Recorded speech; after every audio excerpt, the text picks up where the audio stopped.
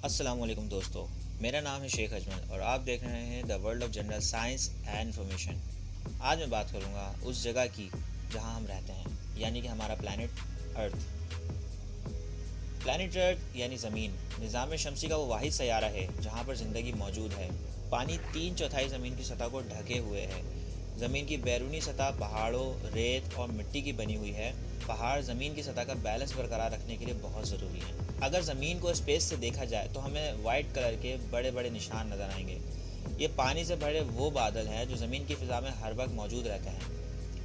पिछले चंद सालों से इन बादलों की तादाद में कमी आई है, जिसका असर ज़मीन की फ़िज़ा को पड़ा है। ज़मीन का सिर्फ एक चांद है। ज़मीन का शुमाली निस्फ किर्रा ज़्यादा आबाद है, मतलब नॉर्दर्न पार्ट ज़मीन का ज़्यादा आबाद है, जबकि साउदर्न पार्ट जुनूबी निस्फ किर्रा उसमें समंदरों की तादाद ज़्यादा है और खुश्की कम होने की वजह से आबादी कम है। एक्सट्रीम नॉर्थ और एक्सट्रीम साउथ पर 6-6 माह का दिन और रात रहती है। आम दिन और रात का दौरानिया 24 घंटे होता है। अगर हम आबादी के लिहाज से ज़मीन की बात करें, ज़मीन की इंसानी आबादी 7 अरब से ज़्यादा तजावुज़ कर चुकी है और इंसान इस पर हर वक्त जंगों मसरूफ़ रहता है। हमारे सोलर सिस्टम में पाया जाने वाला कदीम तरीन एलिमेंट ±4.5672 बिलियन ईयर्स पुराना है।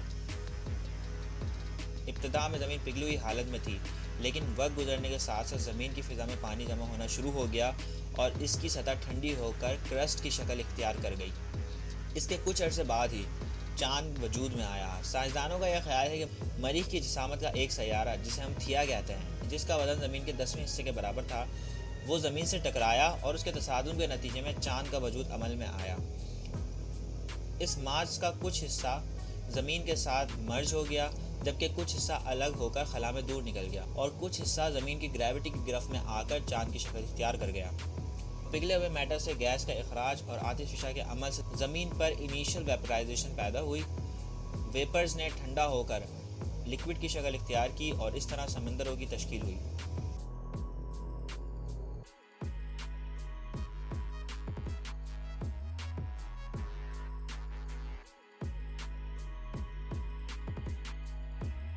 मज़ीद पानी दुमदार सैयारों मतलब मीटेराइट्स के ज़मीन से टकराने से ज़मीन पर पहुंचा।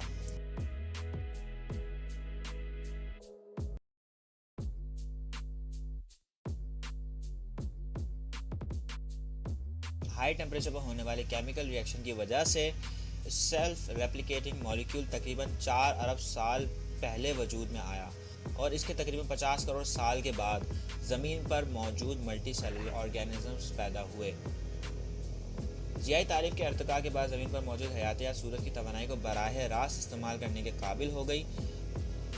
फोटोसिंथेसिस से पैदा होने वाले ऑक्सीजन एनवायरनमेंट में जमा होना शुरू हो गई और हमारे एटमॉस्फेयर के हायर पोर्शन में ये ऑक्सीजन ओजोन में तब्दील होना शुरू हो गई।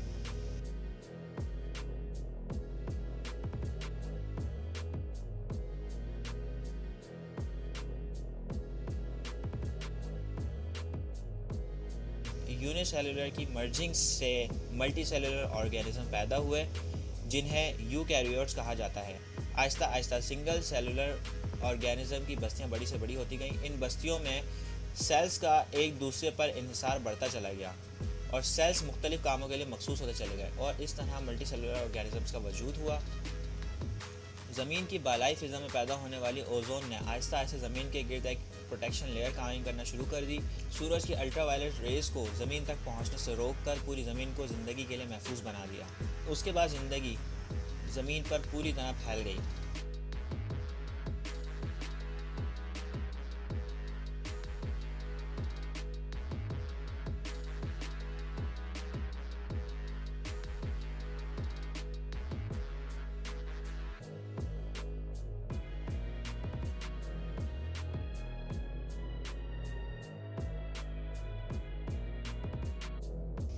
अगर हम ज़मीन की उम्र की बात करें, कायनात की उम्र के बारे में साइंसदान मुत्तफिक नहीं हैं, लेकिन ज़मीन की उम्र के बारे में इनका ख्याल है कि आज से 5 अरब साल पहले गैस और गुबार का एक वसी और अरीज़ बादल ग्रेविटी की गिरफ्त में आकर टुकड़ों में तकसीम हो गया।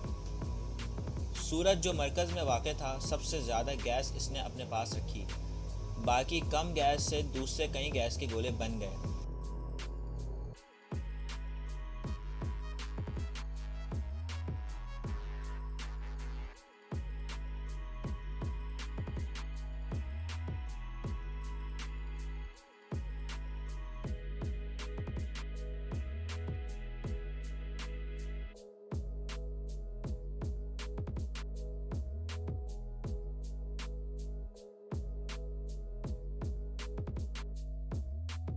सूरज सितारा बन गया और दूसरे गोले सैयारे। ज़मीन इन्हीं में से एक गोला है। सूरज में सारे निज़ाम शमसी का 99% मास मौजूद है। मास की कसरत और ग्रेविटी की वजह से इसमें हरारत और रोशनी है। बाकी बचे 1% से तमाम सैयारे जो निज़ाम शमसी का हिस्सा बने हैं। निज़ाम शम्स के प्लैनेट जो सुकड़ते गए, इनमें हरारत पैदा होने लगी। सूरज में ज़्यादा मादा होने की वजह से इसमें शदीद सिमटाव की वजह से एटॉमिक एक्शन और रिएक्शन शुरू हुआ, जिससे शदीद एटॉमिक ब्लास्ट हुए, जिनसे शदीद हरारत पैदा हुई। ज़मीन में भी इन्हीं उसूलों के तहत हीट पैदा हुई।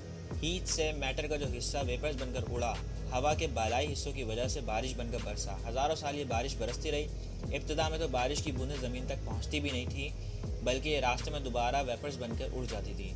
मगर लाखों करोड़ सालों के इस अमल से ज़मीन ठंडी हो गई, इसकी चट्टानें भी साफ़ हो गई, खुश्की भी बनी और समंदर भी वजूद में आए। ज़मीन के अगर स्ट्रक्चर की बात करें, ज़मीन शलजम की तरह तकरीबन चपटी और गोल शक्ल में है। ज़मीन की रोटेशन से इसके मरकज़ में बहुत सारे असरात शामिल हो जाते हैं, जिसकी वजह से ज़मीन इक्वेटर से थोड़ी उभरी हुई है और इसके पोल से ज़मीन थोड़ी चपटी है।